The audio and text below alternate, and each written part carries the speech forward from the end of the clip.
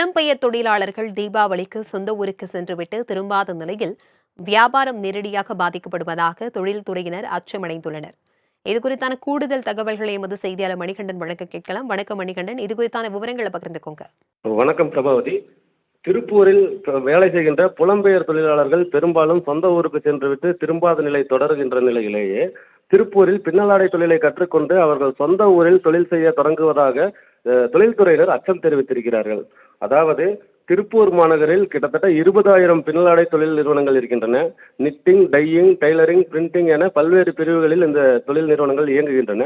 திருப்பூரில் தயாராகக்கூடிய தரமான பின்னலாடை துணிகள் உலகம் முழுவதற்கும் ஏற்றுமதி செய்யப்படுகிறது. உள்நாட்டில் மட்டுமே கிட்டத்தட்ட 30,000 கோடி ரூபாய் அளவுக்கு விற்பனை செய்யப்படுகிறது. அதாவது உள்நாட்டு உற்பத்திக்காக சிறு குறு தொழில் நிறுவனங்கள் செயல்படுகின்றன. இந்த நிறுவனங்கள் கிட்டத்தட்ட ஒரு 10 முதல் 20 பேர் வரை வேலை செய்யக்கூடிய சிறு நிறுவனங்களாக இருக்கின்றன.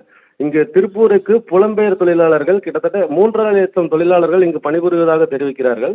அந்த 3,5 லட்சம் தொழிலாளர்களும் ஆண்டு முழுவதும் இங்கு வந்து வேலை செய்துவிட்டு தீபாவளி, பொங்கல் போன்ற பண்டிகை காலங்களில் சொந்த ஊருக்கு செல்வது வழக்கம்.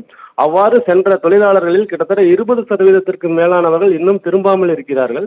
அவர்கள் திரும்பாத நிலையில் புதிதாக புலம்பெயர் தொழிலாளர்களை பணியில் அமர்த்த வேண்டிய நிர்பந்தத்திற்கு ஏற்றுமதியாளர்களும் பனியன் உற்பத்தியாளர்களும் ஆளாகிறார்கள்.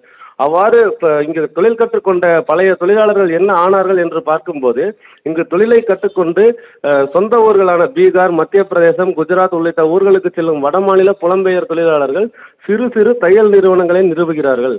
அங்கேயே கிடைக்கக்கூடிய பாலியஸ்டர் உள்ளிட்ட துணிகளை பெற்று தைத்து அங்கேயே விற்பனை செய்யக்கூடிய நிலையை உருவாகி வருவதாக திருப்பூரைச் சேர்ந்த தொழில்துறையினர் தெரிவிக்கிறார்கள். கடந்த 15 ஆண்டுகளுக்கு முன்னதாக திருப்பூர் மாநகரம் முழுவதுமாக வேலைவாய்ப்பு தேடி கேரள மக்கள் நிறைந்து இருந்தார்கள். அந்த கேரள மக்கள் நிறைந்து இருந்த காரணத்தினால் இது திருப்பூரோ கேரளாவோ என்று தோன்றக்கூடிய அளவில் இருந்தது. அந்த கேரள மக்களில் பெரும்பாலானவர்கள் தொழிலை கற்றுக்கொண்டு சென்றுவிட்டு கேரளாவில் தற்போது 1000க்கும் மேற்பட்ட பனியன் தொழில் நிறுவனங்களை ஆரம்பித்து விட்டார்கள். அதே போல தற்போது வடமாநில தொழிலாளர்களும் தொழிலை கற்றுக்கொண்டு வடமாநிலங்களை நோக்கி செல்வதால் திருப்பூர் தொழிலே இடம்பெயரும் நிலை ஏற்பட்டிருக்கிறது. இந்த வடமாநில தொழிலாளர்களுக்காக பீகார், மத்திய பிரதேசம், உத்தரப்பிரதேசம் உள்ளிட்ட மாநிலங்கள் அவர்களது சொந்த மாநிலங்களில் வேலைவாய்ப்பை பெருக்குவதற்காக தொழிலுக்காக சலுகைகளும் அறிவித்து வருகிறார்கள். அதே நேரத்தில் தமிழ்நாட்டில் பார்க்கும்போது வரி உயர்வு, மின் கட்டண உயர்வு போன்ற பிரச்சனைகளால் குறு தொழில் நிறுவனங்கள் சிக்கி தவிக்கிறார்கள். எனவே உள்நாட்டிலேயே தொழிலாளர்களை பயிற்றுவித்து இங்கேயே புதிய தொழிலாளர்களை உருவாக்க வேண்டிய அவசியம் இருக்கிறது. வடமாநில புலம்பெயர் தொழிலாளர்களை குறைத்துவிட்டு நம்ம சொந்த தமிழ்நாட்டு தொழிலாளர்களை அதிகரிக்க செய்ய வேண்டிய பயிற்றுவிக்க வேண்டிய அவசிய நிலையும், அதே நேரத்தில் தொழில்துறைக்கான சலுகைகளை அறிவிக்க வேண்டிய கட்டாயத்திலும் தமிழ்நாட்டு அரசு செய்ய வேண்டும் என்று திருப்பூர் தொழில்துறையினர் கோரிக்கை விடுத்திருக்கிறார்கள். பிரபாவதி, தகவல்களுக்கு நன்றி மணிகண்டன்.